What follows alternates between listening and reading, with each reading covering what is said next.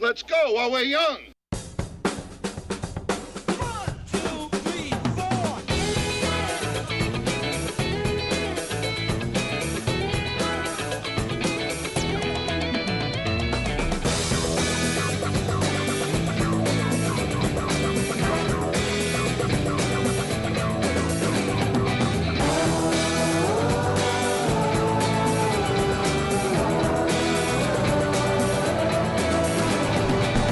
All right, get a drink and take a seat.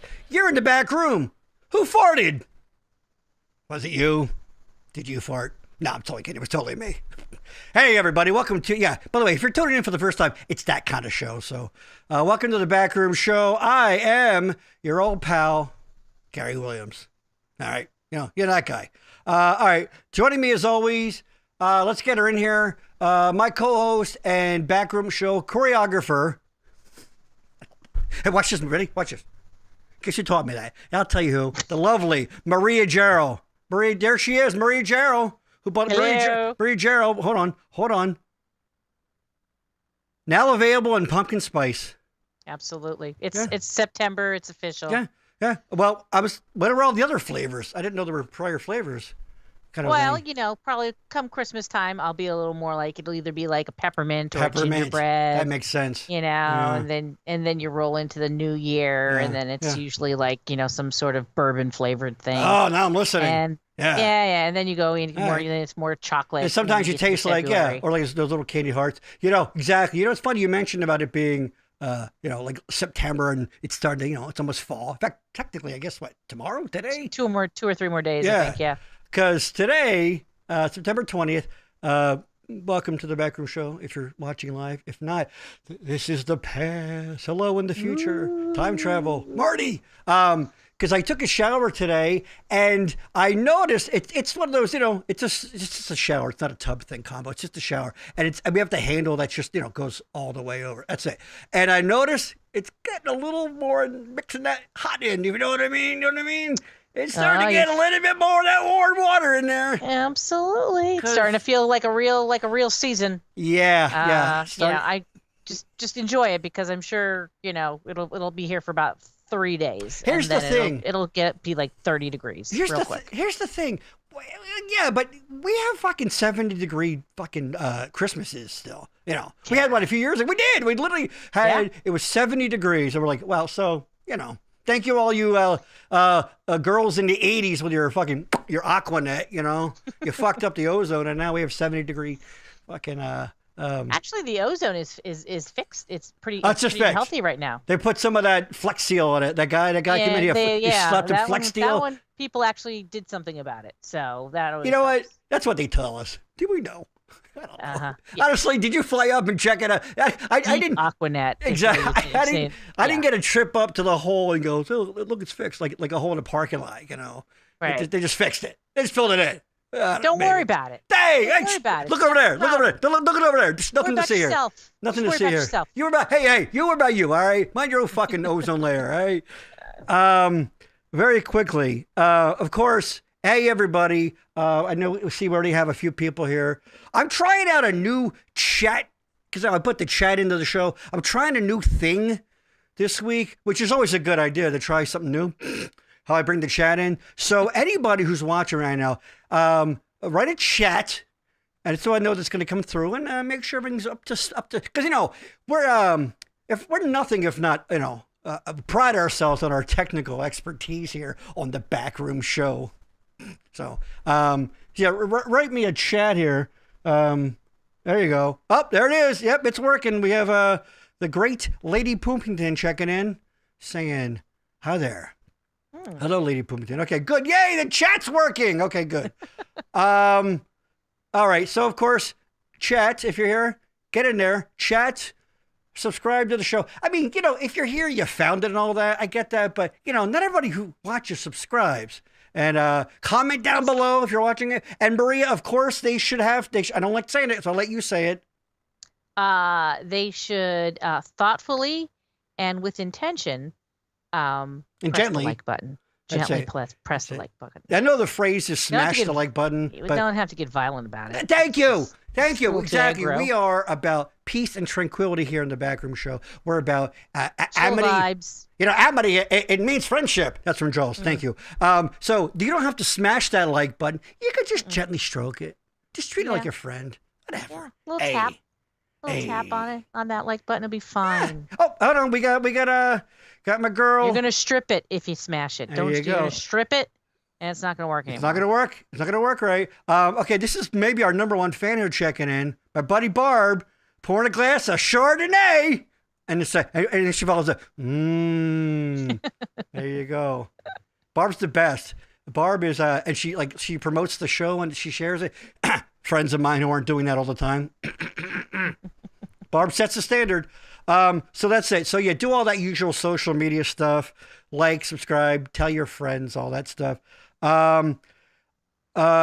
have an interesting show tonight. Oh, you know what? Hold on. I wanted to mention this too, because it's very important. We were talking about taking a shower. We were talking about taking a shower, in the temperature getting a little cooler now. Is there anything worse, and I mean anything, sadder than when you have to take that first poop after you shower? Like you put all that work in to get everything, okay back there, and then here comes the poop man. Really? You can't predict that? Dude, I can't. I'm 51. There's no predicting anything. I have a very regular schedule. I know first thing in the morning and then the shower. Very regular? What, like a coffee maker? You just set a thing and I put the timer on. Yes. You put the timer on. It just knows. Exactly. It just knows. Oh, yes. No, that does happen on occasion. And Tracy checking in. Hey there. Oh, and she's using the little. I wasn't sure how the emojis were to come through with this thing. Great job. Hey, I'm proud of you. All right, so we have let's not mess around too long because we have a great show today. Yes. A great topic and an amazing guest. But before we do all of that, Maria, I'm going to need a drum roll. If we're not, one sec. We're always trying to. We don't like to rest on our laurels here in the Backroom Show and the greater Backroom Network. So there in a few weeks, it's going to be a new show coming to for your viewing and listening pleasure with You can see more of this face. That's basically that's going to be more of this guy. It's here we go. Drum roll, Maria. Let's reveal this here. Ready? Go. Just do your tongue, whatever, that kind of thing. Yeah, it's fine. Here we go. Boom. It's called Gary Has Friends, which is not a lie. It's true, apparently. That's what Facebook tells me. I have friends. Basically, it's going to be kind of this, but stripped down. It's not going to be no topic. It's just going to be literally me and a friend of mine who's going to Skype in. We're going to talk. I'm going to try and be careful with too much of the you had to be there stories kind of stuff. But I might just ask funny questions. I think probably knowing myself, it'll probably devolve into just me roasting my friends for an hour. I'll probably just say, hey, pick on their shirt, pick on their whatever, that kind of stuff. But we'll see what happens. So, and if you're watching now, hey, you might be on. Who knows? So look for that. That's going to be, what I'm going to do is I'm going to simulcast that on this same YouTube page, the Backroom Network page. You use your fancy simulcast wording. Simulcast. But yeah, I'm also going to, at the same time, I'm going to broadcast on my personal Facebook page. So that way, if you can't make it over to YouTube, you can. And I think I'm going to start doing that with this show. I didn't want to do it today in case of any technical, because I'm already having a few gremlins. So we'll start that maybe when we don't have a guest or something, just to try it out. Because, here's the thing. Shows and things aren't any good if you don't let people see them, right? So the idea is we want to spread the word wide and far. Speaking of wide and far, how you doing, Maria? No, I'm kidding. That's what this is. I hope our guest mom is watching. Hi, who I know. Hi. That's it. So look for that soon. It can be a few weeks. I'm probably going to start off. Anybody who knows me, it's just going to mean nothing to a lot of people, but I'm going to start out, I think, with my old pal Mike Rupert. And if you're from Boyertown of a certain area, and you remember Breezy's Bakery, remember Roop? He's like one of my best friends, my longest friends in the world. So I'm going to start off with him and look for that. So that'll be fun. I'm not going to do like a separate Facebook page for that. So I'm going to sort of, because that's whatever. People ask. It's like a vanity project. Yeah, but people ask enough. I might mention it there. Well, speaking of that, actually, I'm glad you mentioned that because I have to promo the stuff.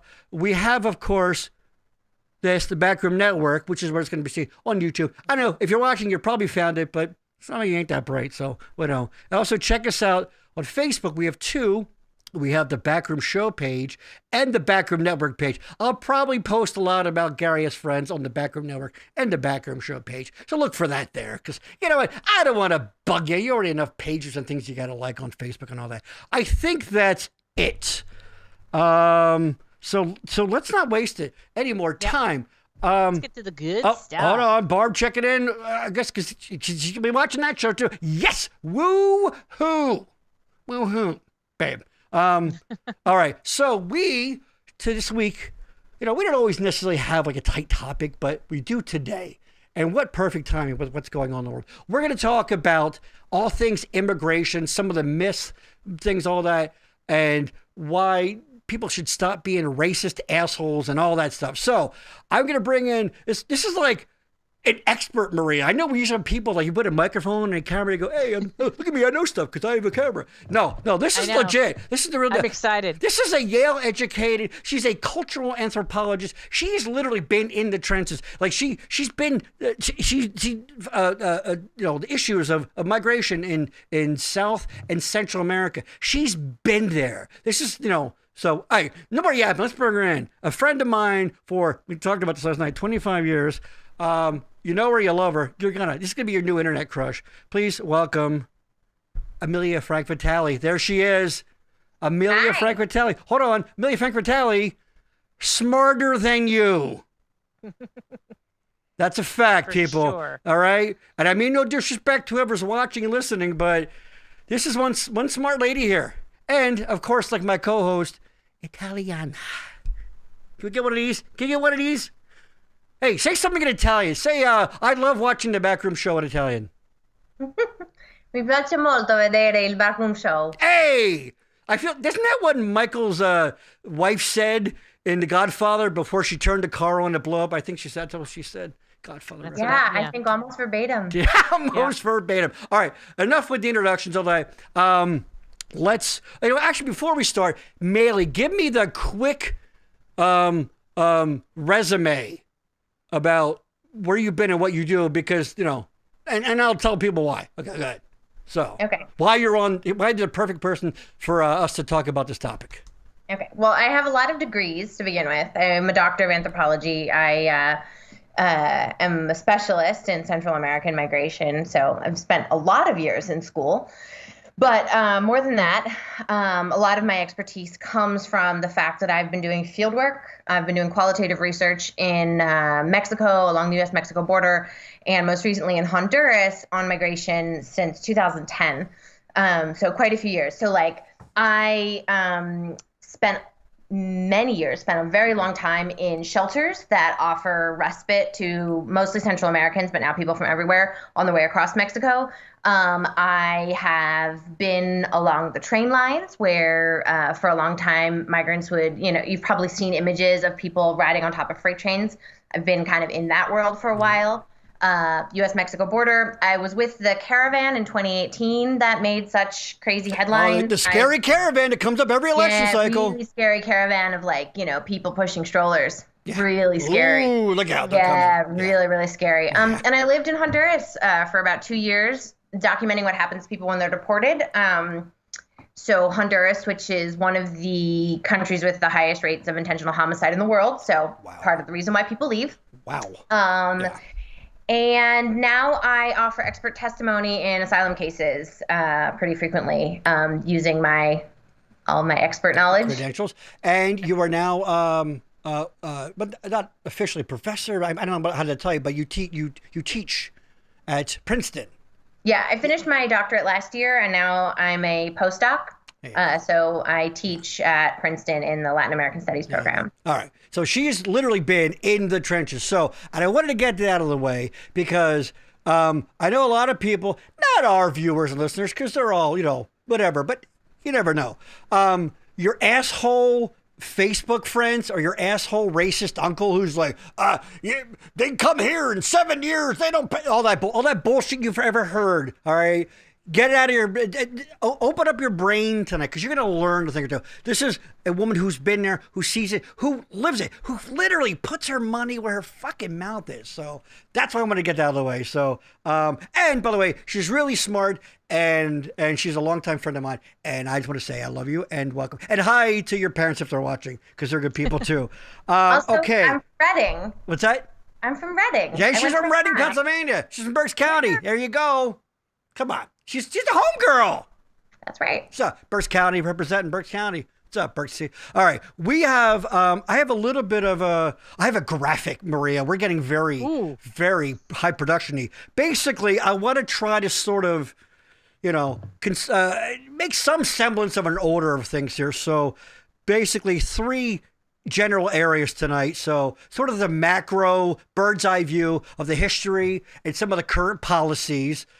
Second, some of the realities versus some of the myths, because there's a lot of myths, that's a hard word to say, myths going around. I see it every goddamn day on social media, a lot of stuff, we want them to, blah, blah, blah. And third, the present day actions, which, meaning some of those governors, and the future of migration and things like where maybe some ideas and thoughts you might have about where you'd like to see things go in the future. So there, we've gotten it out of the way. So give me quickly, very quickly, Millie, do it quickly. I guess sort of, and you and I talked a little bit last night, a little bit of sort of recent history of migration / some of the things that really, but seems to have apparently accelerated a lot of migration, including U.S. foreign policy and things like the war on drugs and all that stuff. So take it away. What you got? Come on. You want to give me a ballpark? I mean, how the problems at the border that people want to call it now, how long has that been a thing as we know it now? Because I don't really remember. I mean, it's not like there's not having people been coming in and all that. I get it.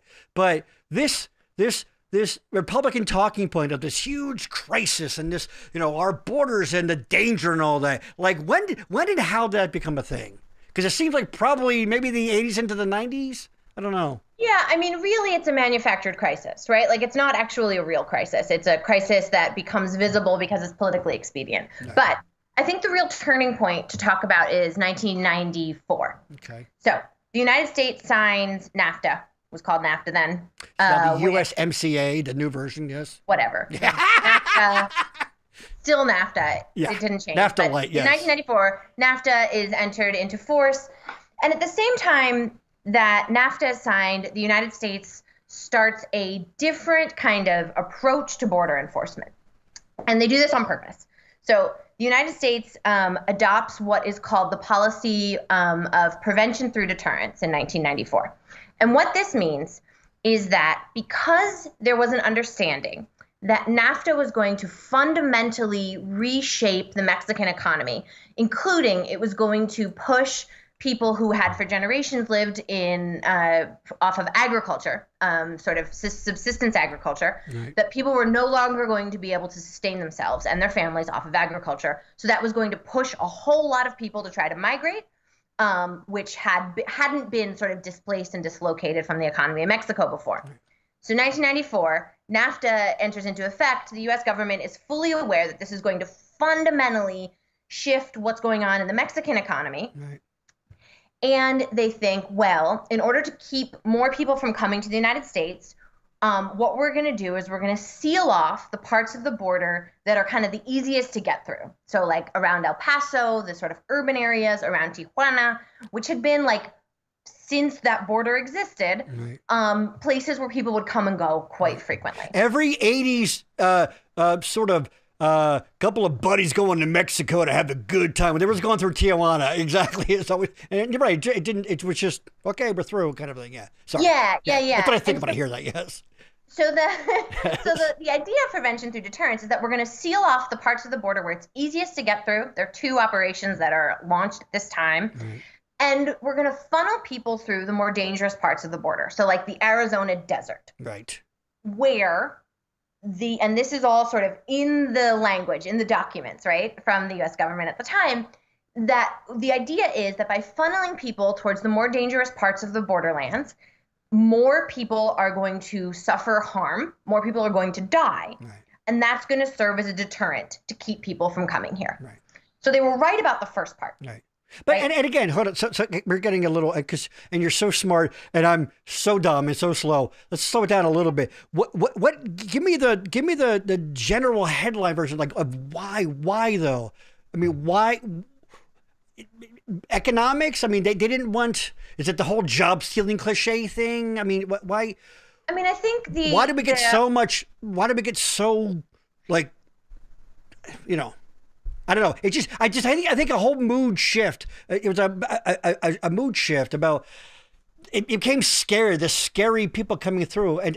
So I actually don't think that's true. Sorry, Gary. No, it's okay. I think that the United States, since its inception as the United States, has been a country that has been welcoming of immigrants who roughly look like us and really hostile to people who don't. Right. And what us has changed over time. But like, there's this amazing and horrible letter that Benjamin Franklin wrote about the awful German immigrants in Pennsylvania, how they didn't want to learn the language and they ate weird food and they went to different churches. He's not wrong. You know. Sorry. It's a comedy show, Melly. There's not going to be some jokes. Sorry. Go ahead. I know. I'm sorry. You're the one who asked to I'm teasing. Go ahead. I'm teasing. I'm done. No, go ahead. I'm not here for the jokes. No, I mean, I think like the way that politics has worked in the United States for as long as the United States has existed, there's been a sort of cyclical and periodic way of focusing on an immigrant other as the reason that the country is not going great. Yes. Whether the Chinese in the 1800s, the Chinese Inclusion Act, Italians, you know, we were the focus of it at some point, and people from South America are the current target of that ire. But I don't think that something fundamental in sort of like the psyche or the politics or the economics really changed in the 90s. Right. What did change was NAFTA. And so there was an anticipation that there was going to be a real uptick in Mexican. That's what I was trying to get at. I fumbled through it. I didn't artfully present it, but that's what I was asking. Exactly. What was that linchpin? But exactly. It's shocking. Hold on. Ready? racism is not new. I hate. You and I talked about this last night. We were chatting about how, this aggrieved, there's got to be a reason why my life isn't where I dreamed it would be. Oh, I know. It's got to be them. My life, whoever, fucking Travis living in fucking Montgomery County, Pennsylvania, he's angry, and it's got to be, I can think of several reasons why, and it's always looking to blame somebody, and it's just from its hate. Okay, so let's, I know, and also then the second part of that, has the war on drugs thrown any fire on a lot of these destabilizing issues and things in some of these countries?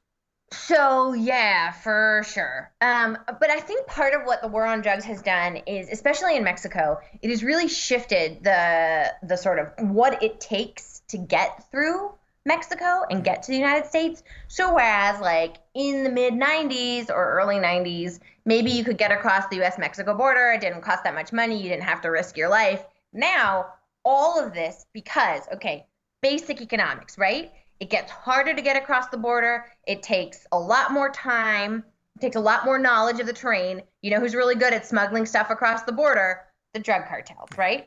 So U.S. policy pushes migration into the land where the drug cartels are already doing their thing. Because this goes back way before, right? And so it becomes a really lucrative business for the drug cartels. So now we're at a point today where the drug cartels and people smuggling across the border are one and the same. Right. The drug cartels really control the border. They control who gets across when and how. Right.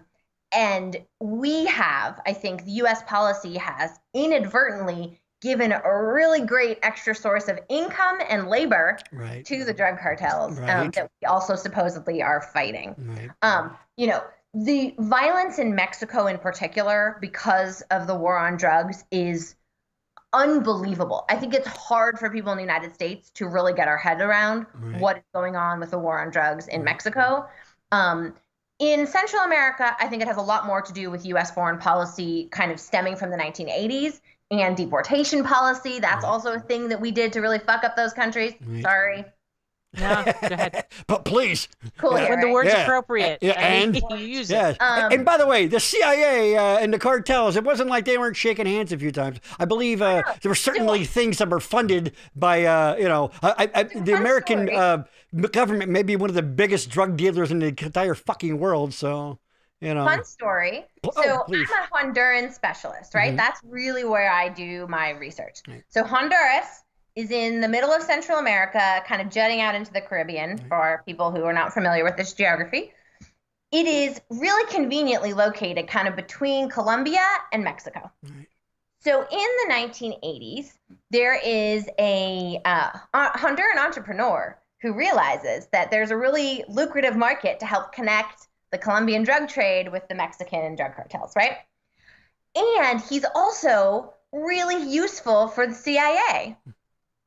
So the CIA gives him airplanes to help get arms to the Contras, the people fighting communists in Nicaragua. Yes. And he uses those same airplanes to get drugs from Colombia to Mexico. Drugs coming in, guns going out, right? Absolutely. Yeah. And the CIA totally knew what he was doing. They actually called off the DEA because the DEA was starting to be like, I don't think we like this guy so much. Yeah. And the CIA was like, nah, he's cool. He's with us. Right. And until the politics changed and everything, and now he was extradited and he's in prison in the United States. But we really set him up. Oh yeah, absolutely. All right, I want to show a video. Hold on, sorry, I'm reading my notes here. I want to show a video that we talked about off the air. Legal. Okay, yeah. This is from the 1980 Republican primary debate. This is Ronald Reagan, who went on to become president, and George Bush, who went on to become his vice president. And they're asked a question about migration and immigration. And, you're going to notice how things only a short 40 years ago, which, Maria and I certainly remember these people and these everyone involved here. So I'm not that especially old. Well, just watch it. This is about 2.5 minutes, and then we'll come back and we'll pick it up from there. So here we go. Okay. Yes, my name is David Grossberg, and I'd like to know, do you think the children of illegal aliens should be allowed to attend Texas public schools free, or do you think that their parents should pay for their education? Who are you addressing that to? I think you're first in this. He was looking right at you. I said he was. Look, I'd like to see something done about the illegal alien problem that would be so sensitive and so understanding about labor needs and human needs that that problem wouldn't come up. But today, if those people are here, I would reluctantly say I think they would get whatever it is that they're, what the society is giving to their neighbors. But the problem has to be solved. The problem has to be solved because as we have kind of made illegal some kinds of labor that I'd like to see legal, we're doing two things. We're creating a whole society of really honorable, decent, family-loving people that are in violation of the law, and secondly, we're exacerbating relations with Mexico. The answer to your question is much more fundamental than whether they attend Houston schools, it seems to me. I don't want to see if they're living here, I don't want to see a whole thing of 6- and 8-year-old kids being made, one totally uneducated and made to feel that they're living with outside the law. Let's address ourselves to the fundamentals. These are good people, strong people. Part of my family is a Mexican. Can I add to that? I think the time has come that the United States and our neighbors, particularly our neighbor to the south, should have a better understanding and a better relationship than we've ever had. And I think that we haven't been sensitive enough to our size and our power. They have a problem of 40 to 50% unemployment. Now, this cannot continue without the possibility arising with regard to that other country that we talked about, of Cuba and what it is stirring up, of the possibility of trouble below the border, and we could have a very hostile and strange neighbor on our border. Rather than making them or talking about putting up a fence, why don't we work out some recognition of our mutual problems, make it possible for them to come here legally with a work permit, and then while they're working and earning here, they pay taxes here. And when they want to go back, they can go back, and they can cross and open the border both ways by understanding their problems. This is the only safety valve right now they have with that unemployment that probably keeps the lid from blowing off down there. And I think we could have a fine relationship, and it would solve the problem you mentioned also. My, oh my, how things have changed. A couple of things. You might have heard Reagan saying something to the effect of, instead of talking about a fence, fence, a wall, that kind of thing. That sounds like something someone would say nowadays. And also mentioning about opening the border both ways. What? Open borders? What? Maley, now, I know we talked about this, and no, I am certainly not ready to hail Reagan and Bush as the great liberators and uniters and all that. And but I know you certainly have a little bit of a background on that. So go ahead. Especially Reagan, from an economic point of view, I believe, right? Well, no, I mean, I think both of them were really speaking kind of Republican orthodoxy at the time. Like, right. It was the consensus among the Republicans. I believe the term was the compassionate conservative of the time. That was a big phrase at that time. Yeah. That's what I'm just telling you what people would say. Ronald Reagan had zero interest in human rights. Yeah. I do not want to think that man was saying any of that out of any kind of like fundamental respect for the rights of people to like live full lives. No, this was very much based on the very clear idea that migrants are good for the economy. This is actually sort of the economic truth of this, that the labor of the migrant population is very important to the U.S. economy. And the Republican orthodoxy was very aware of that. They didn't want to like mess with the business interests that were very much a part of the Republican Party donors. There was a sort of consensus around the idea that like regularizing people would be good, having people come into the system and pay taxes would be good, but getting rid of them is actually bad for the economy and bad for large business of all sorts of industries. Like, so that was part of it. The other part that is really clear in what Reagan says there is we need to let migrants in, because if not, they're going to turn those countries communists. And that's going to be a problem for us. And so that was right, exactly, dead center in the Red Scare. I mean, these are still, we weren't quite going under desks, but we were definitely worried about, And Reagan, like, this connects very directly to what's going on in Central America today. Because while Reagan had maybe more of a sense of Mexico, what he did in Central America was directly subvert popular movements in Central America with bloody and brutal U.S. intervention. Just absolutely brutal U.S. intervention in Central America, in Guatemala and in El Salvador, both of which fundamentally destabilize those countries for generations. There is no peace in Central America since the U.S. interventions of the 1980s. This is a hard truth for a lot of people to accept. As far as their country, America, we're not always the good guys they make us out to be. And I don't think a lot of people do think that, but I think many do. You know, I mean, talk about invaders and people coming. We have been the invaders for decades and decades. I mean, you talk about. I mean, imagine. I mean, if the Chinese invaders since the very beginning. That's how we got here. So imagine if the Chinese parked a bunch of troops, off the coast, and they came in on land, and occasionally, oops, did you hear about the neighbor's kid? He got shot in the crossfire. You might breed some resentment. You might make people a little bit angry. That's a hard, fundamental truth that is really, really hard for people to swallow. But it's the goddamn truth. You need to strip away some of the sheen. The reality is, we do a lot of bad fucking stuff to a lot of people. Yeah, that's it. It's that simple. And I'm always a little reluctant to go there sometimes because I know people get really sensitive about things, and it's kind of thing that might get you punched in the mouth at a bar, kind of thing. But reality is reality, And the spread of democracy, shit, we can't even get it right, and we have the arrogance to think that we're gonna spread our way of life. Get the fuck out of here with that. Stop. All right, sorry, my little rant there.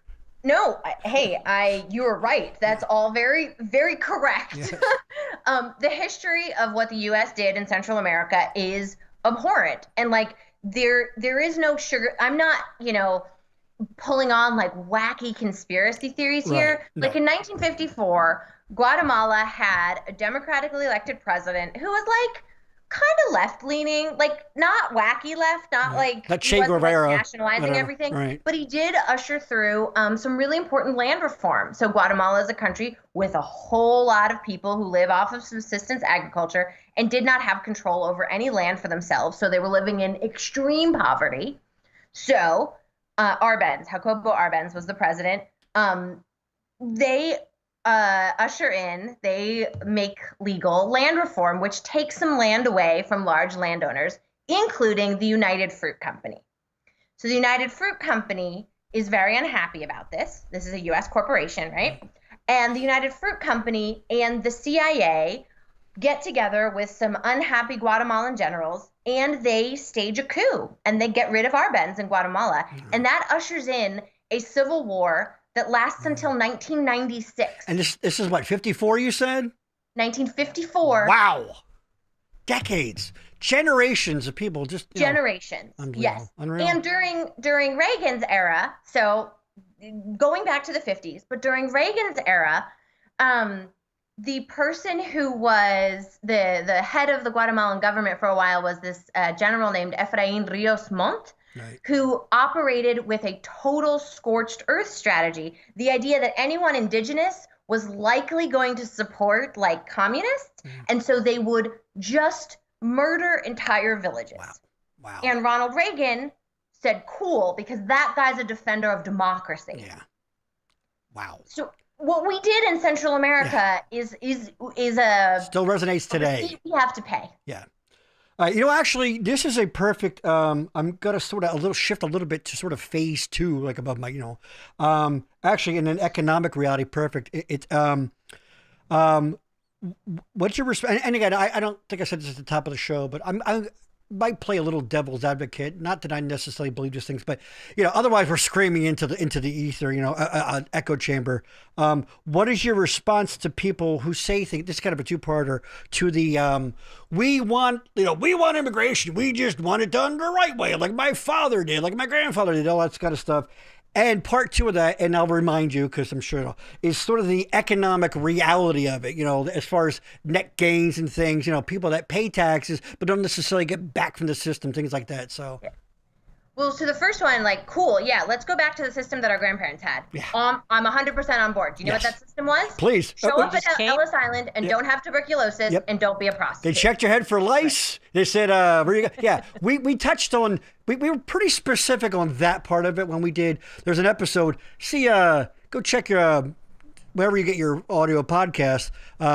We did an episode called Your Grandfather Was Full of Shit on that exact thing, on that. They did it the right way. Well, the right way was pretty much until basically the 20s kind of a thing, right? Is that you showed up. That's it. No, it really was. Yeah, there was no you showed the fuck process. up.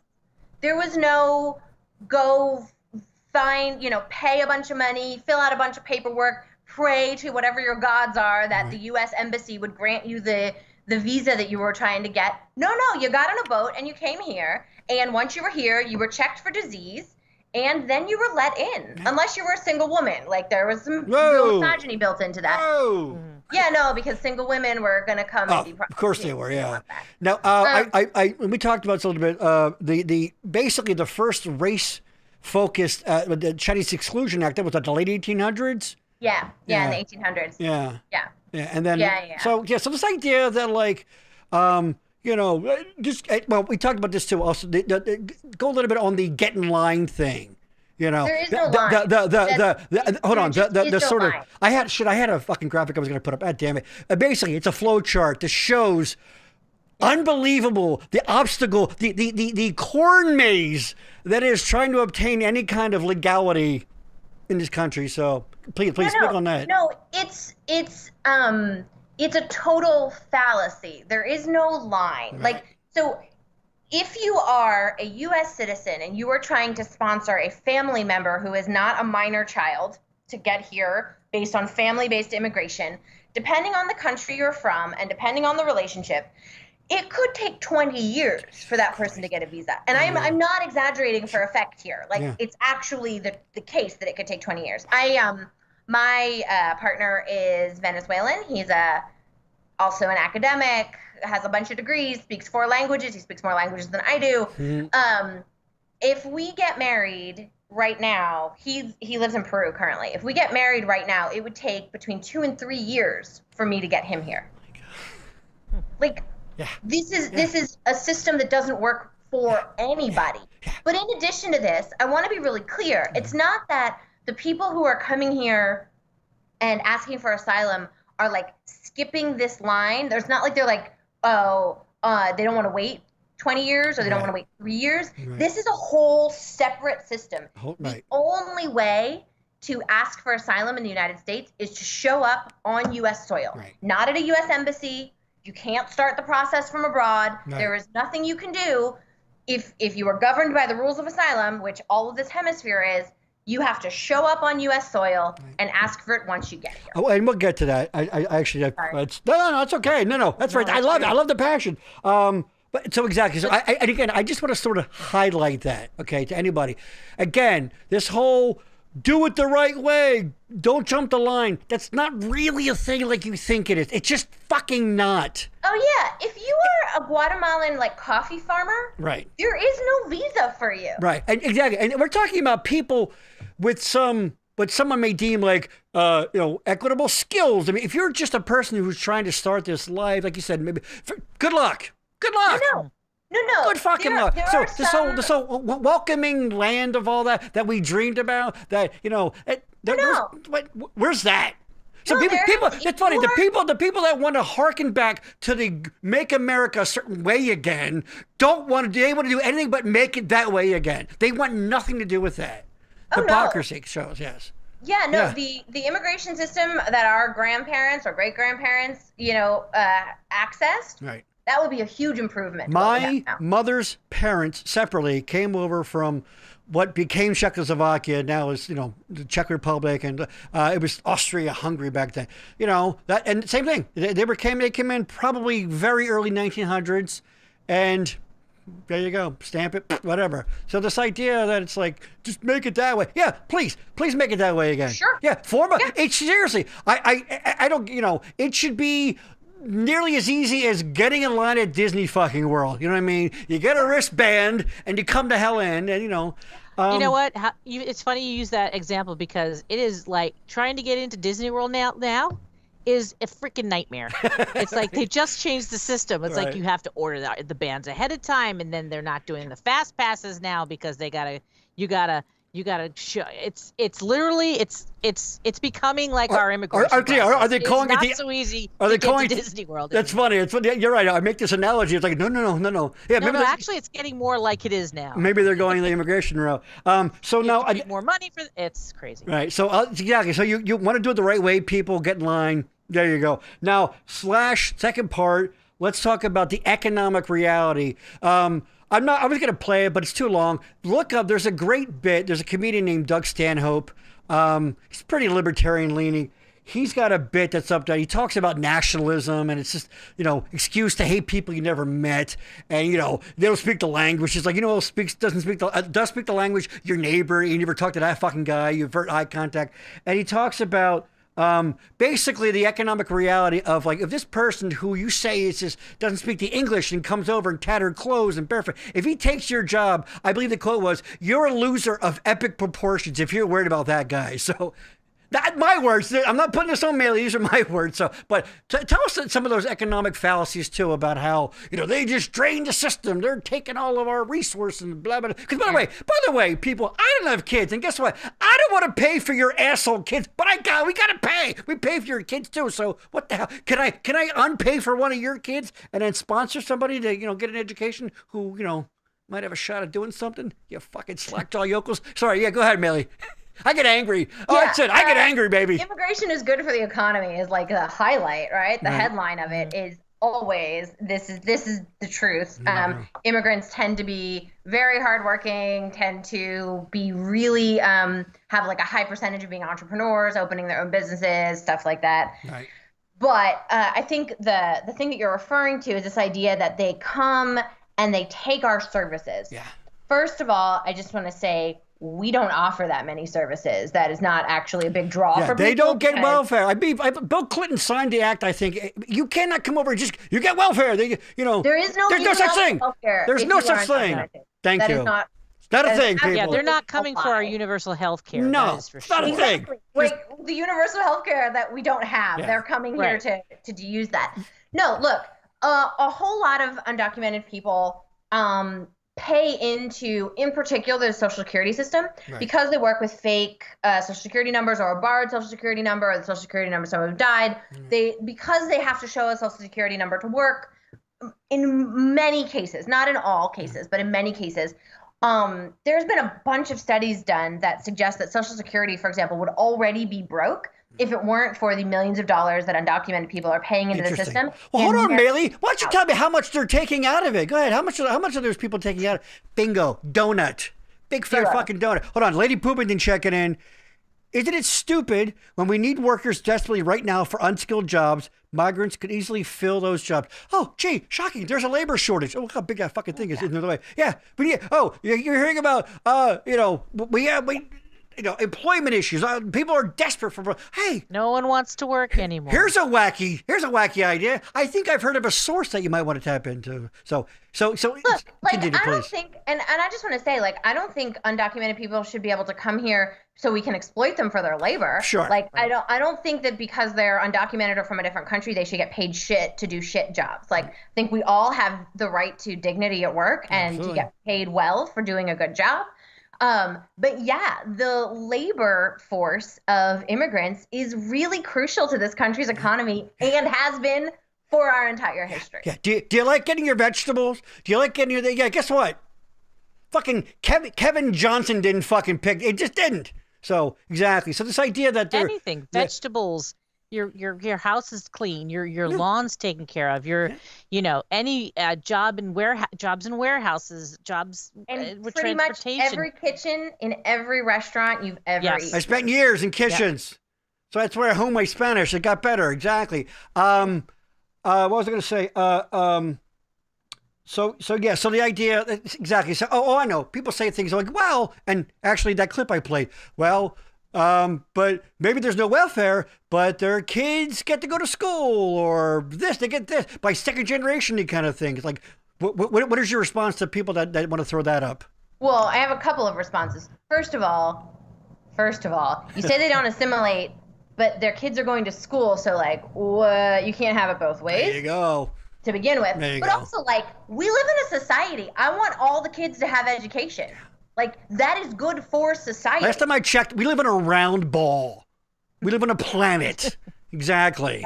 Yeah. It is good for all of us if we all have healthcare and we all have education. That's actually good for me if other people get educated.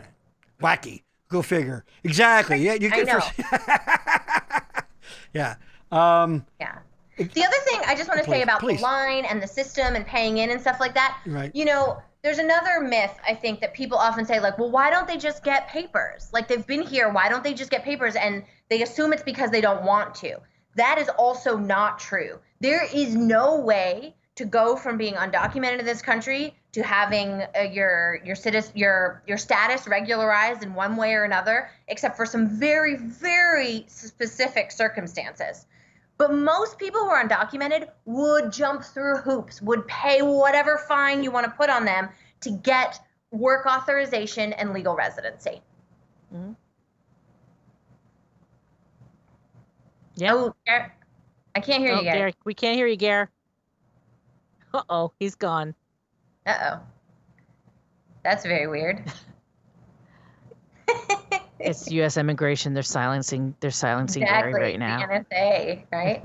I can tell you some stuff about Italian immigration and like how the parallels to the 1920s. I know. Oops. Now. Hold on. I'm back. I'm a moron. See, Denise, I told you I was going to do this. I made myself a button to mute my mic when I get a drink of water, so you're not hearing all this. And guess what I forgot to do? Tee-hee-hee. No. So let me shift a little bit in that same vein. Well, we'll talk about sanctuary cities, and let's try to be succinct about that. But, and to be fair, are there any fair points that you can think of that some of the very ardent anti people are like, anything like valid criticisms? You mean? Yeah, there you go. Is there anything that I mean, our immigration system is a mess. Right. Like the way to navigate it is a mess. The time, all of that is a mess.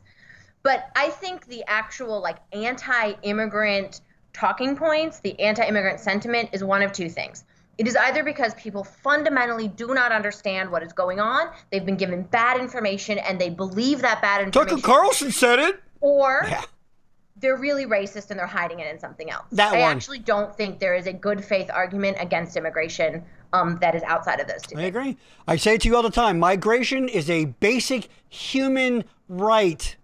It just is. Sorry. And you know what? If somebody really has an issue with it, and all they see is the stereotypical like dirty, they're gonna come, they're gonna lower our property value, and you're gonna steal this and rape, blah, blah, blah, all that things that people assign to Trump coming down the escalator and all the things to listen. If that's all you have, that's a fucking you problem. All right, you need to get your fucking head straightened out, because if that's all you see is these enemies at the gate everywhere, you need to do a little like looking inside if that's all you ever see people, because guess what? And again, I said this to you last night. I'm no Pollyanna about anybody. I don't think every person anywhere. This isn't Fievel Mouse coming and trying to make a.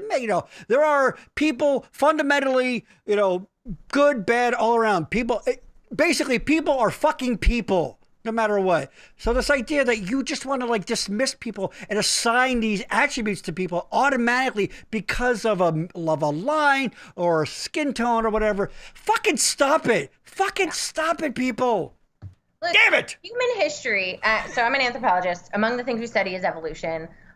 Human history is one of migration. It is the most human trait that there is. It is why we have conquered the entire planet. It is why we've adapted to all the different kinds of climates and all the other ways that That's how we got Atlantic City.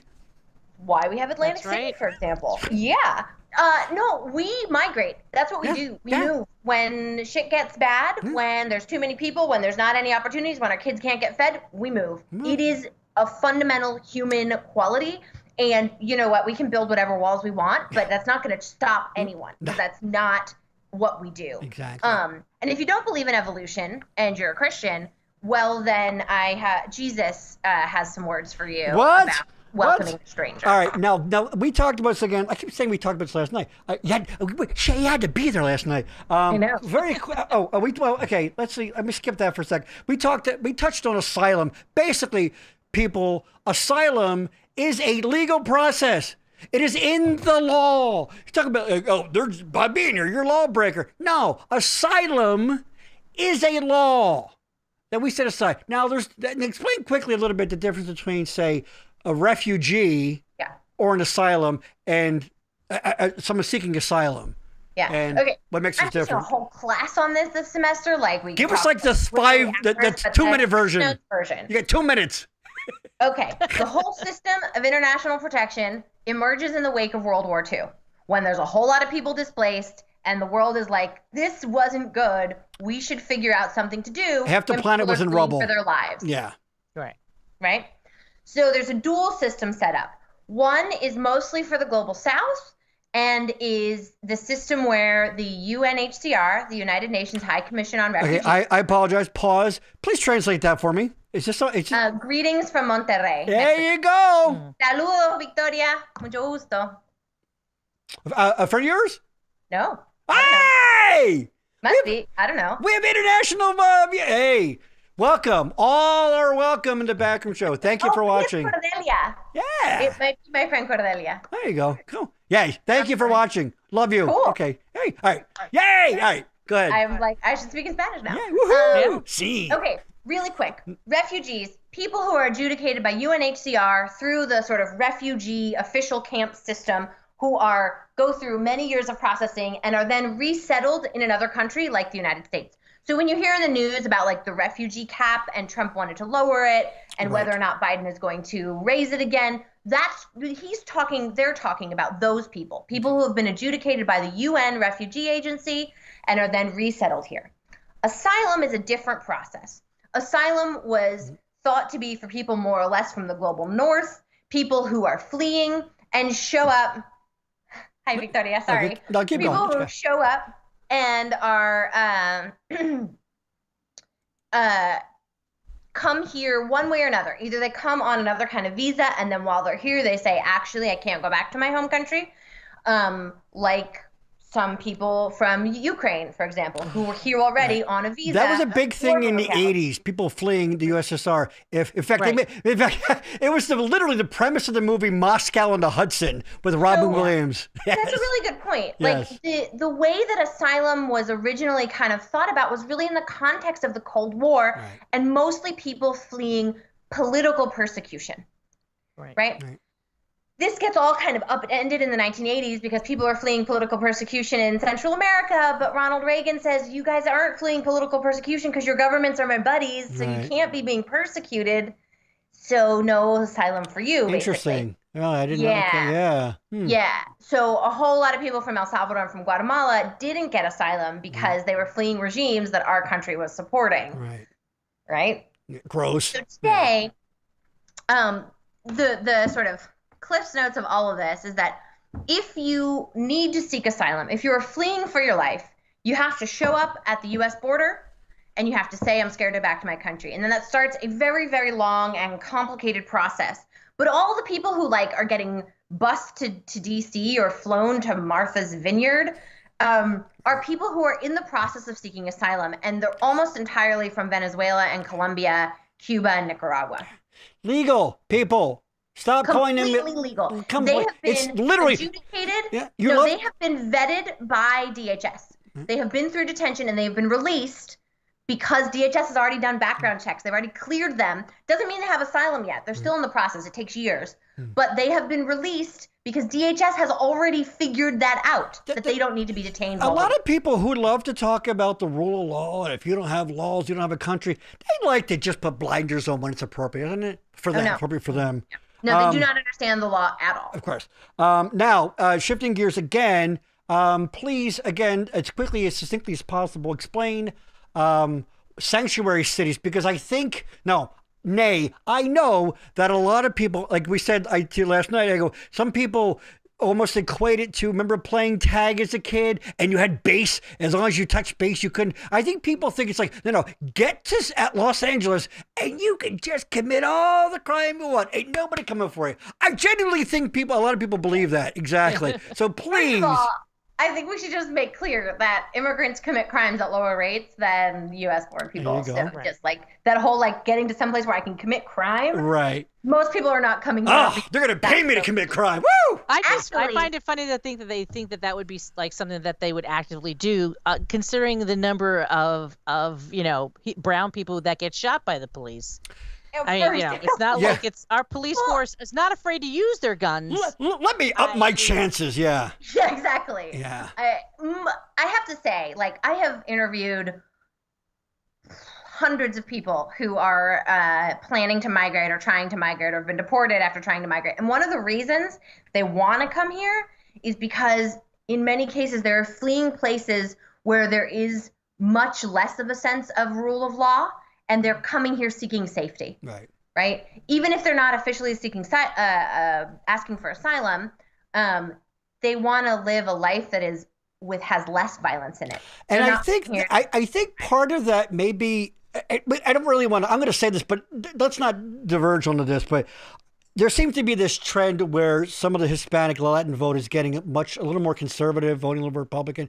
It may be this sense of security, rule of law thing, like basically what you just said, but not sure. But I have some thoughts about that. well, that's another time or place. Like, I'm just going to say, I right, think go ahead. anti-Black racism is not exclusive to the white community. fair enough. All right. And I think the dog whistles of the Republican campaign in 2020 were more directed against Black people than Mexicans this time around. Absolutely fair So enough. that's, All right, my really quick take on that. okay. So the sanctuary city sanctuary thing, yes, cities. sanctuary cities. What Sanctuary it really means.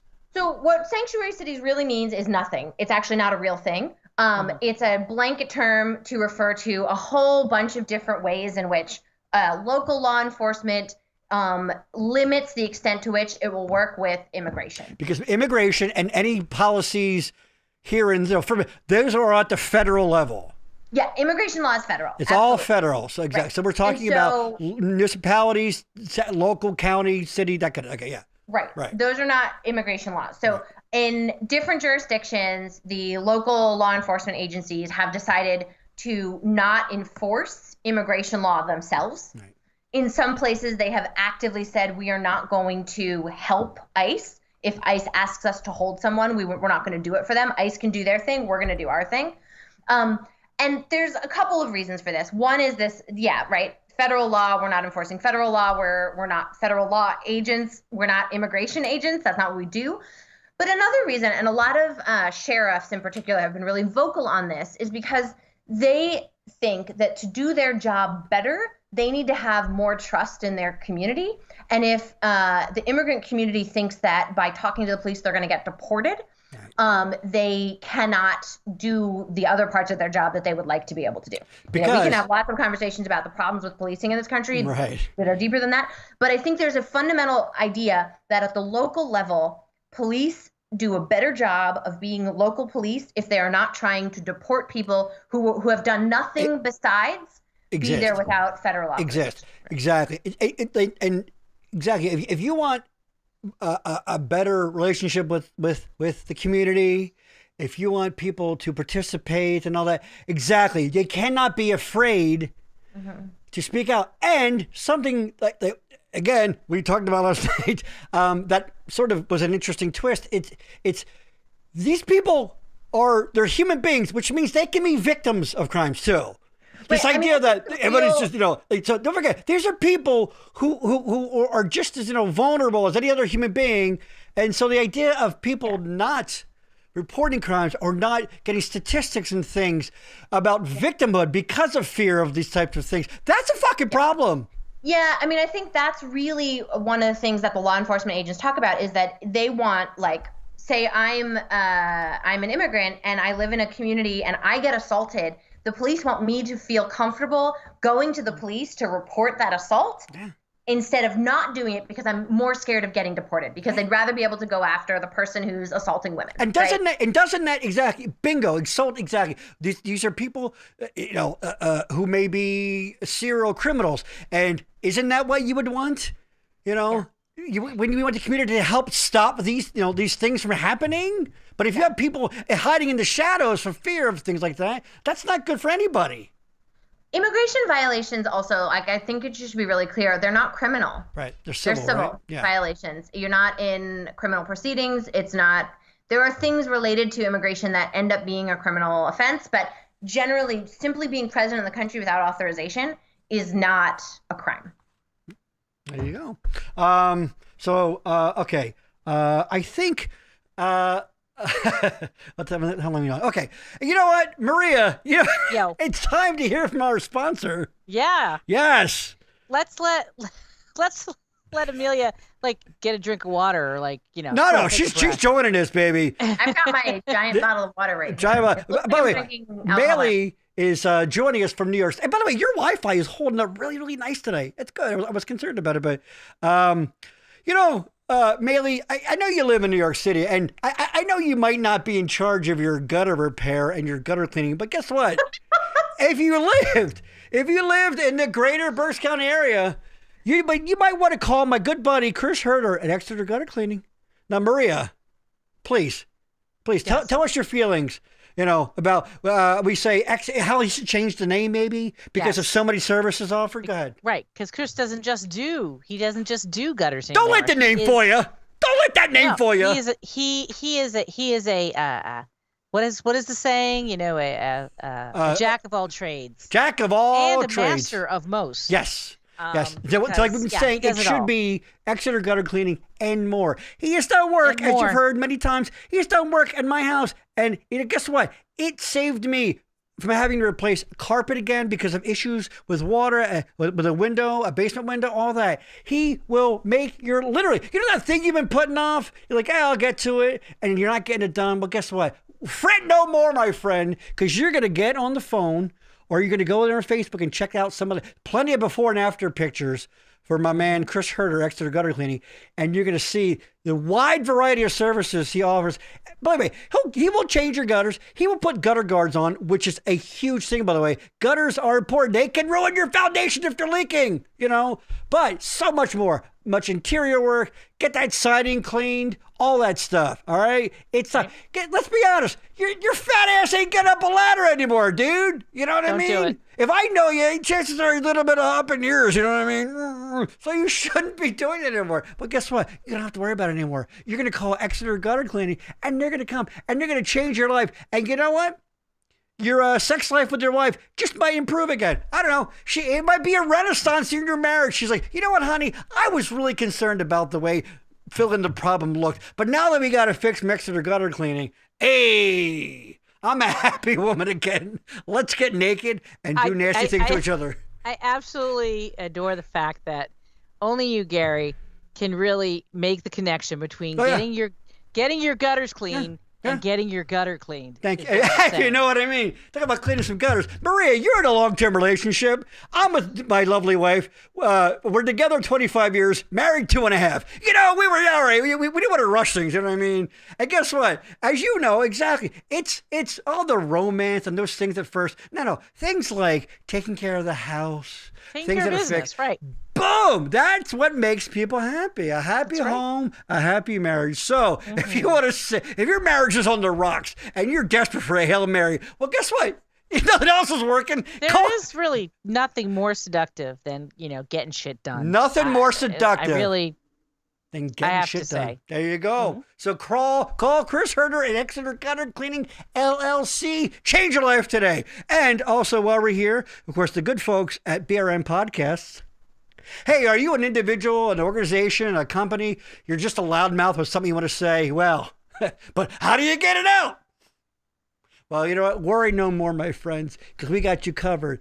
BRN Podcast. There you go. There's my email right there. Gary@backroomnetwork.com. I'm going to get you all hooked up. You see this wonderful production value? How we're talking, and we're not even the same. But boom, you can have this in your life. Whatever, I don't know, you're a gamer, you have a topic, an interest, whatever you want to talk about. Again, there's the phone number. Like I say all the time, text me. Don't call me. Come on. It's 2022. I'm not going to answer your phone call. Try texting. Text me, and then maybe I'll call you back. We'll see. So, but and I wonder why. You know, Gary, all the kids nowadays they do the streaming of the video games. Yes, on Twitch. If you think you want to, if there's a young person who wants to think, they want to become a streamer, they could, get the ins and outs from you, find out how to stream the game, and live, have a chat, do all that stuff that no streaming from your phone you get crap. famous on the YouTube. The shaky phone crap and all that. Exactly. Right. So call me, text me, or email me, BRN Podcast, and like Exeter Gutter Cleaning, we will change your life and possibly save your marriage. Okay, what? All right. So now let's pivot to phase 3. This will be a little shorter. This has to do with let's bring us to present day and what's going on with specifically governors Abbott of Texas and DeSantis of Florida.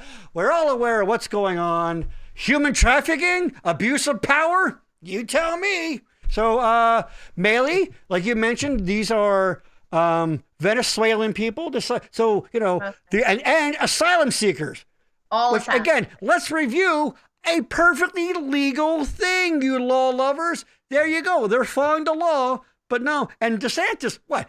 They're bringing in, he's third-partying people in to send them off and stuff. Yeah. Your thoughts, go. So it's not human trafficking because people are actually legally in the country and are moving around. They've been perhaps sold a bill of goods or been told fraud wrong information, but they're not being forced across the country. Okay. Right? And they're not being smuggled. Okay. I was listening to a podcast actually. But I like saying it. Human trafficking. They're evil. Sorry.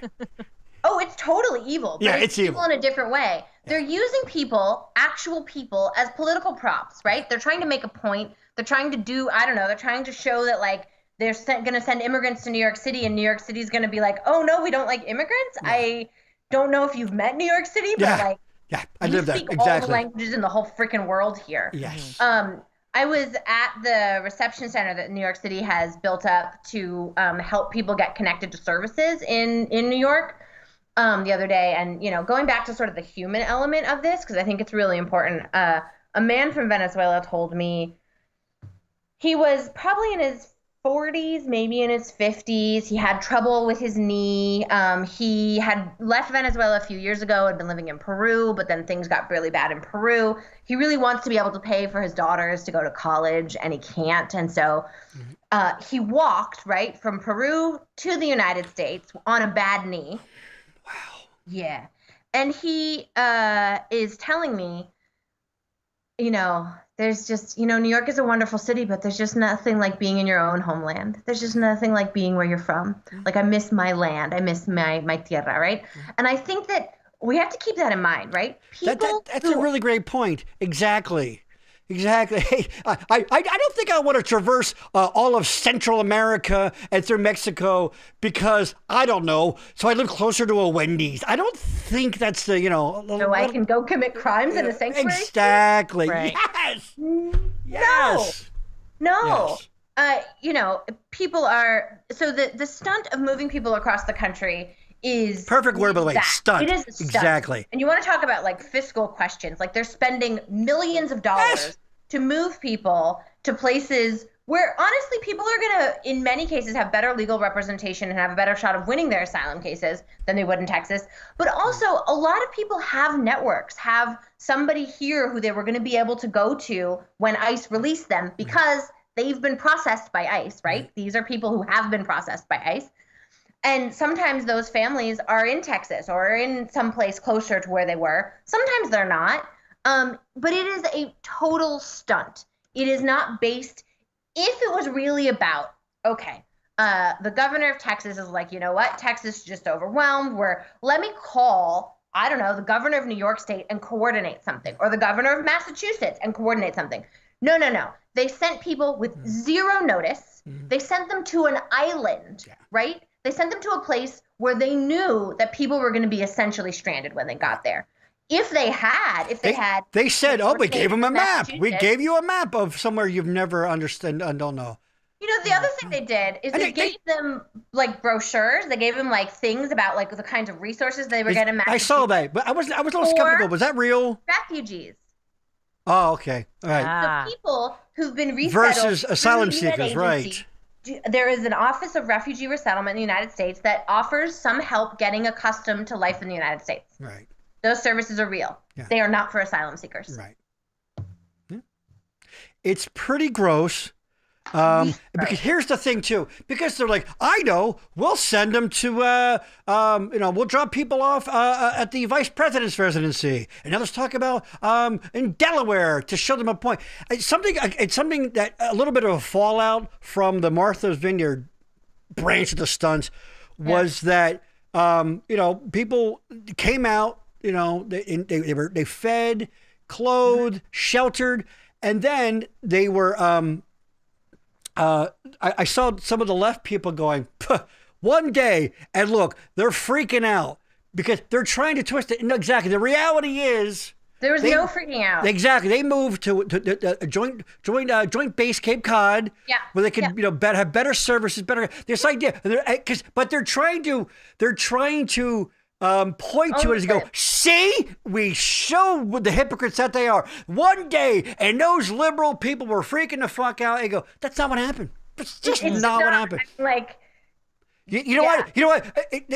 Cause and correlation. It's like, you know what? I farted. That doesn't mean that it caused that. You know what I mean? Just because they did something, it doesn't mean that was the cause of it. They were moving them to better locations to be able to better service. Right. But this idea that like, oh dear, oh Hubert, we must get the brown people out away from our, and like, Obama's got that house. What did and it's like, my God, say or do anything to score some sort of political point, and it's pretty gross. And like you said, end of the day, they're human beings. Think of your grandmother, your nonas, your abuelas, all of the people, everybody. These are just human beings. These fuckers. Are people fleeing a regime that, like, the UN just released a report today. Oh, Venezuela? On the systematic torture of dissidents in Venezuela. Systematic torture, including sexual violence of dissidents in Venezuela. Like, this is essentially what asylum was designed for from the beginning. Right. So what are we even doing? Like, what are we even talking about now? Like, what does this country even stand for? What are the principles that, people try to make an argument that they're actually just poor people. They're actually just economic migrants. They don't deserve asylum. They don't fall into the asylum system. They're not refugees. They're migrants. That's why we deport them.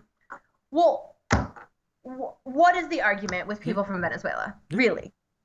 Right on. And I don't understand it, because then other people will start talking about, well, like Abbott's like, well, we're just overwhelmed here. We have all these people coming over the border. I'm like, that's a completely different issue. It's not the same issue. Like, you're making it sound like these people they went to the border, rounded up all these people that were just hanging at the border, and then shipped them. They're not. They're not even the same. It's two completely different things. But you're lumping it together to make it seem like that's what you did. And like you touched on, end of the day, they're denying people their basic human dignity. And you know what? The cruelty for them is the point.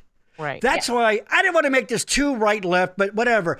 Let's be honest. The last 4 or 5 years, especially, it's not about policy. It's not about these men. Motherfucker, these men, these are governors, these are leaders of states. They're supposed to help. Try to help. Right. Even if it's within the, they were voted, voters have a say, certain policy ideas, and it's sold to the voters, and they get, fine, whatever. But at the end of the day, you're supposed to help. They are intentionally going out of their way to hurt people. They're stripping people of their dignity, and it's the pain that what it's all about to them. And that's been the course of the last 4 or 5 years. It's not about policy. It's not bettering. It's about, I'll fucking show them. How can we hurt them? Yeah. And like you said, what the hell happened to this country? And I am, by the way, let's be clear, I am not some wild lefty at all. I don't like you motherfuckers at all. You're looking at you, Maley. At all. I don't like you crazy lefties. No thanks, not for me. AOC. But I'm a human being. When it comes to decent human, basic human rights, man. Basic human rights. That actually shouldn't be a right or left thing. It should never be. It shouldn't be. But it is Absolutely not. currently. I feel like we could agree that human beings deserve a level of some respect, unless they show you otherwise. And if all you're seeing is people that are taking stuff from you and ruining my life because of their very existence on this plot of land, then go fuck yourself. Because you are a fucking loser of epic proportions, and you bring nothing of value to humanity. I never understood people who are like, my life is shitty. I want your life to be just as shitty as mine. It's because of you. Saying, you're getting something better than I have. I want that. Yeah. How do I get that? How can I have that for me as well? You must suffer because I suffer, kind of a thing. Yeah. Disgusting. Stop it. We could do a lot with the amount of money that we spend on so-called border security and immigration detention, which is mostly Yes. Sorry. right. Yes. Let's now shift a little bit to the future and problem solving potentially. So go ahead. Sorry. Yes. Laws and things that you would like to see change, though.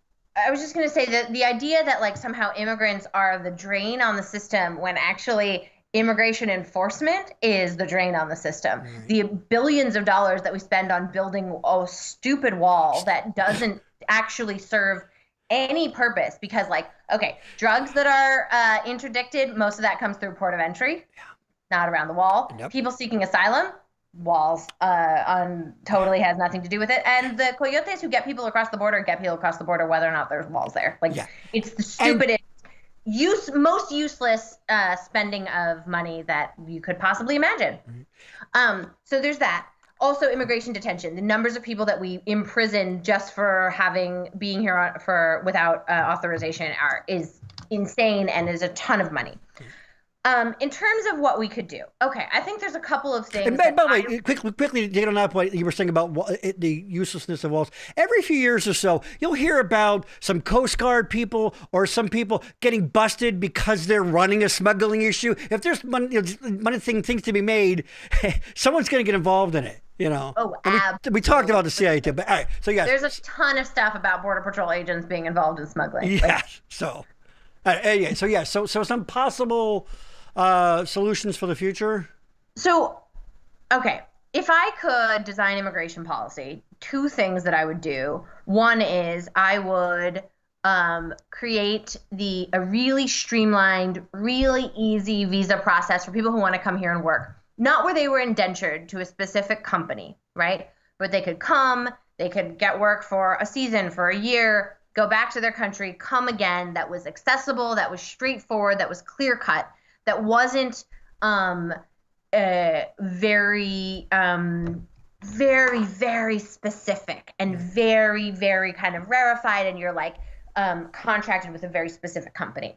I think there are still a lot of people in Central America and Mexico who would love to be able to just come, work the growing season, and then go back. Right. Mm-hmm. But with the assurity that they would be able to come back the next year. Mm-hmm. One of the things, when we hardened our border enforcement, we actually created a situation where people stayed.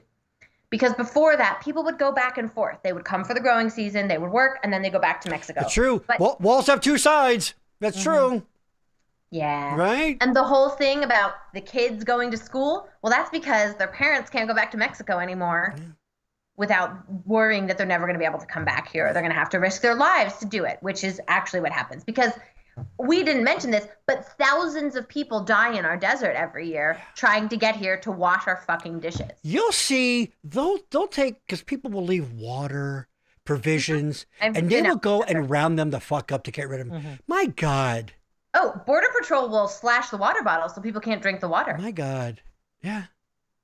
Oh, yeah. No. It's that cruelty, right? Yeah. That idea. So, the cruelty is the point. Yeah. That's not actually the invention of the Trump administration. That's really the underlying logic of border enforcement since 1994. Yeah. But obviously they've thrown.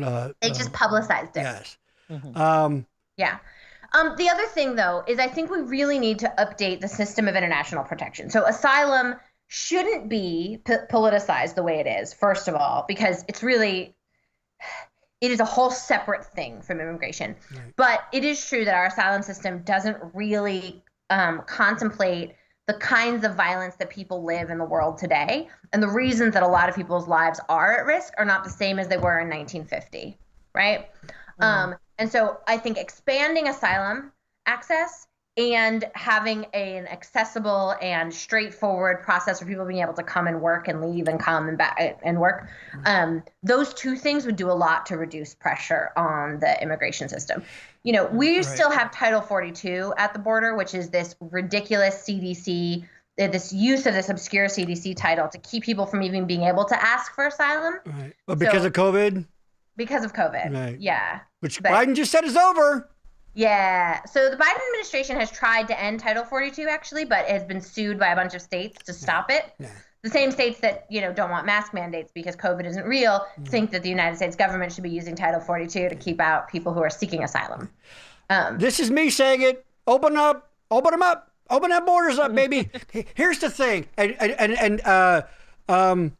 Again, cliche. What am I trying to say? Sorry, I'm getting to something, so I'm getting a little worked up. It'll make sense soon. You can have, and we talked about NAFTA and now the USMCA. You can have free trade, or you can have economic deals. Yeah. Can't have both. Cannot both. Those things are mutually exclusive. You have free trade, which means the freedom to hire the labor I want, on and on and on. Or you can have trade deals. Some of the reason to get a little tangent here. Remember the baby formula shortage? Yeah. Directly had roots in the ASMCA because one of the very specific provisions actually dealt with baby formula and getting it from places like Canada, because we had 3 major manufacturers. One of them took a shit. Okay, Canada's like, hey, we got plenty. They're like, oh, well, we kind of can't because we kind of signed that thing that says. So remember they were talking about the cargo ships that had to go over? So there you go. There's your nationalism.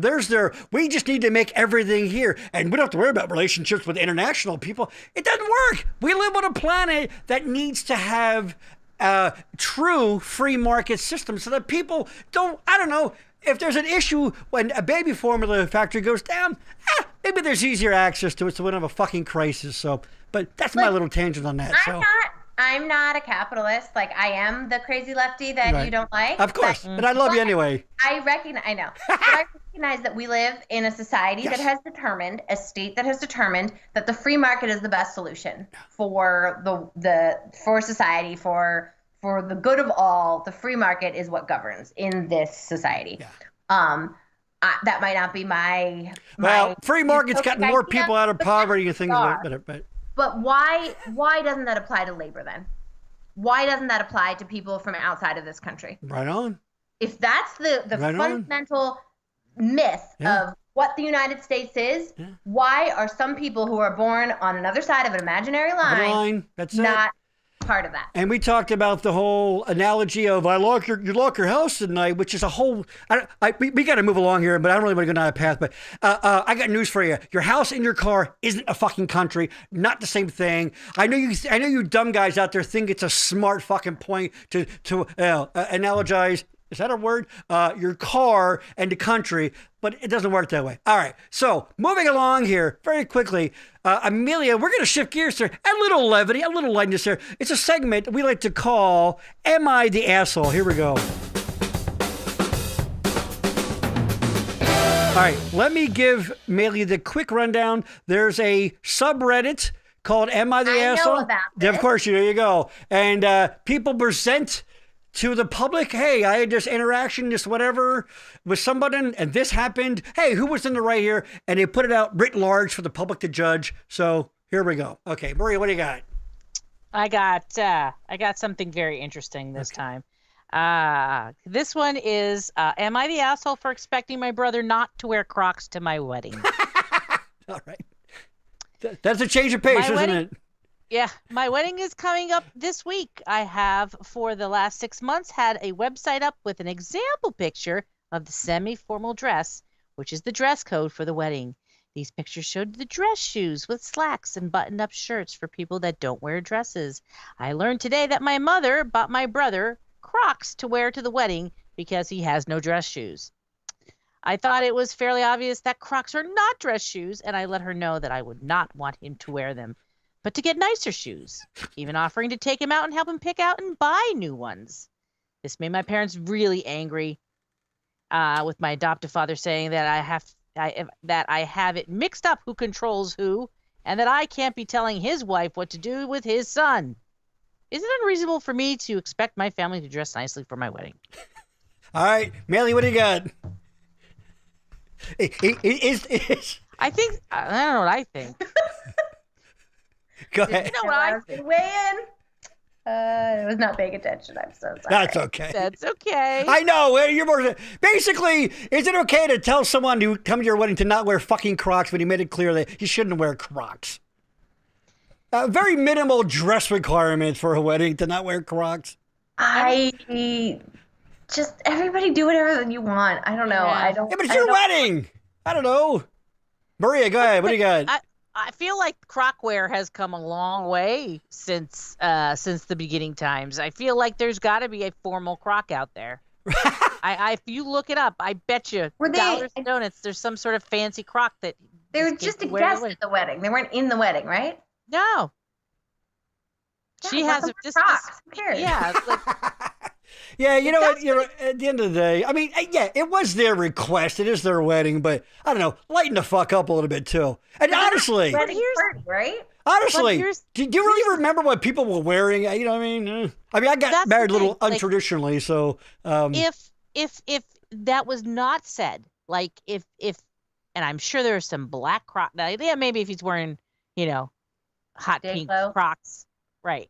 They would notice. But if he had on black Crocs with black socks, patent leather Crocs, your day, you're taking your pictures, you're doing your thing, you're talking about.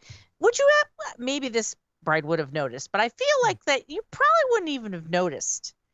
And you know what I mean? It's like the fact that they were like, well, we're going to buy him Crocs. Like, no, you just keep that on the DL. You don't feel like the parents might be a bit of the assholes here, because like, why would you even say that to them? Like, why would you even say, she wants something specific, like, that's true. Just going to get him the black Crocs. He's going to wear black socks and his pants are going to be long, and she's probably not going to even notice. And even if she does notice, what is she going to let that like ruin her whole day at that point? Yeah. Because generally, I feel like we should not be telling other people what to wear. Right. Like, if you're going to be in my wedding photos, if you're going to be in my wedding party, okay, I guess. Like, you've got some control over that. Right. Outside of that, like, wear whatever you want. Yeah. Because I guarantee it that she could, like, this person said exactly what she wants. These are the examples of stuff that I would like you to wear for my wedding. Right. I guarantee you that there will be several people who will either not have read that or not cared. And here's the thing. And you gotta roll with that. You gotta let that. I feel bad. I feel bad for the person getting married to that person, because they seem like a real huge pain in the ass. It's gonna be there's a little micromanaging. There you go. So I'm calling them the asshole. Right? We all agree. No, again, we're not talking about barefoot and you're putting your feet up on the table. Someone goes to grab some bread, fucking roll, and someone's got their stupid fucking nasty foot in it. You're wearing Crocs. Who gives a shit? It's a shoe. All right. So there you go. We all agree. Yeah. Fuck them. Yeah. Whatever you want. All right. Another rousing rendition of "Am I the Asshole?" Okay. So I think we've touched on mostly everything. Mailey, very quickly, anything you want to plug? I know you have a website, right? Oh, I do. Well, hold on. Lady Poopington, very quickly, it's ridiculous how much it costs to go to a wedding. True. Barb, agree. There you go. That's true. So, whatever. People, stop micromanaging everything. God. Just enjoy your day. God, enjoy your day. Enjoy your day. All right. Yes. Go ahead, Mailey, please. Plug away. What do you got? Just anything, just whatever I would like to add now. Absolutely. I want to know. Quickly. Where would you like people to pay? Any particular resources and things you think people should turn their eyes to? Any? Yeah, I mean, there's some people to follow on Twitter who are really good. I can add. I don't know. I could put them in. Oh, actually, you know what? I tell you what. I'll add it to the show notes and things. Yeah, let me add it to the show notes. Okay, I'll add them. Okay. There's an attorney named Taylor Levy who does a really good analysis from what's going on at the border. If people want to get educated about Central America, I would say there's a really good movie called Innocent Voices about what happened in El Salvador in the 80s, and it's really, I think, well done and and accessible to people who aren't specialists. Right. Like it's a movie, right? It's not a documentary. Right. I think, yeah, we have to remember that the people who are trying to come here are human beings. And that gets lost in all of this hot debate. It gets lost in all the policy proposals. And using them as props is just so dehumanizing. That's kind of it is breaking my heart in a way that, immigration policy often breaks my heart, Right. but this is a really big one. Yeah, I can send out some links about accounts to follow. There's a ton. Okay. Well, here, But this Lady Poomington, how can people help financially or otherwise? That's a great question. Is there anything that we can pull resources? What can we do to have a direct effect? Yeah, so there's an organization working out of Tijuana and San Diego called Al Otro Lado, Al Otro Lado, ALOTROLADO. And I think they're a really good organization that does really good hands-on work, and they can always use funds. So many of you are in Berks County. So Berks County has one of the only family detention centers in the country. So families get detained there. So a mother or a father with their children are detained there. Wow. It used to be Berksheim, if any of you remember that. That is now a federal detention center. And there is a nonprofit organization in Berks County called Aldea, ALDEA, that does really important work to try to help the people who are in Berks get connected with legal resources, get the proof they need to be able to file their asylum claims. And they also work on a really shoestring budget and could use some donations if people have got a couple bucks to spare. I think in general, figuring out what's going on locally is a really, really good way to get involved. That's a because really great it point. is so Right. messy nationally. But every community has something that needs to be dealt with at the local level. And in Reading, I think GRIP is also a good organization that does like scholarships for immigrant students in Berks County that I would really recommend looking into. And then, Aldea, the legal organization that I mentioned. I always go back and change once, because I also put out an audio version of this, and I always change. So I'll put show notes and things in for those links. Don't be a dick. Help people out. Come on, man. At the end of the day. Yeah. All right. This is the part very quickly. I've been sort of getting to shifting gears a little bit. I do these every now and then. I give a little tribute. Okay. Want to see your old pal cry? Well, here you can, great place. And we talk about on the show, the back room is about, it's based on, I grew up in Boyertown. There was a bar called Izzy's, and we used to sit in the back room and crack wise and mostly goof around. But, you talk about serious stuff because that's life. And so that's the spirit of, that's the spirit of the show. And a friend of mine who literally represents that and was actually physically there too, in spirit and body, my friend Barry, sadly passed away last Wednesday. He's 51. And let's be very quickly about Barry. He was a great guy. He was a high school football star. He went to college. He was a lawyer. He was a family man. He was, by every definition, just a winner. What we call a winner. And Barry, certainly, no one would ever have called him the life of the party. He was a very almost old school kind of, not a man of many words, but when he did, you listen up. And he didn't need to be the life of the party because there was a lot of us maniacs around, me, I'm all loud and talk a lot. And, my thing is cluster bombs but he was like more precision missiles and things. And he was, a term my friends and I use is we call it a manager.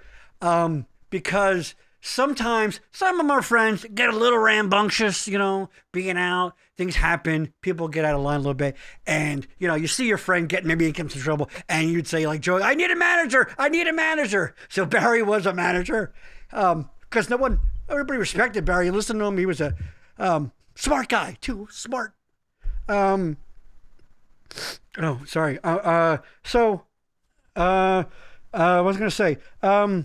Denise and I were luckily, I've known Barry since we were kids, but luckily, fortunately, the last 10 plus years or so, we've really gotten pretty closer. My wife and I spent a lot of time with him and his wife, Angie, who a great friend of ours, who I actually have known longer from school, in groups or as couples. That kind of, we spent a lot of time with them. And Barry was, like I said, a man of few words, but he's what I call sneaky funny.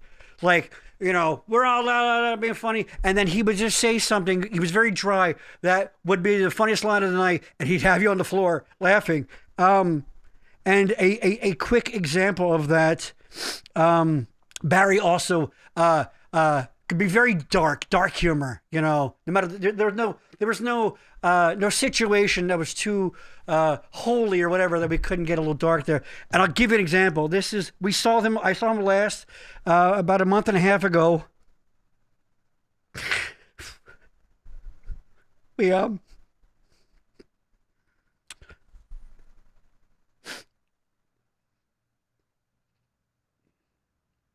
About a month and a half ago, we went over to their house, and they had relatively new. They bought like their dream property, their dream house, and they were very proud of it, and he would show it off.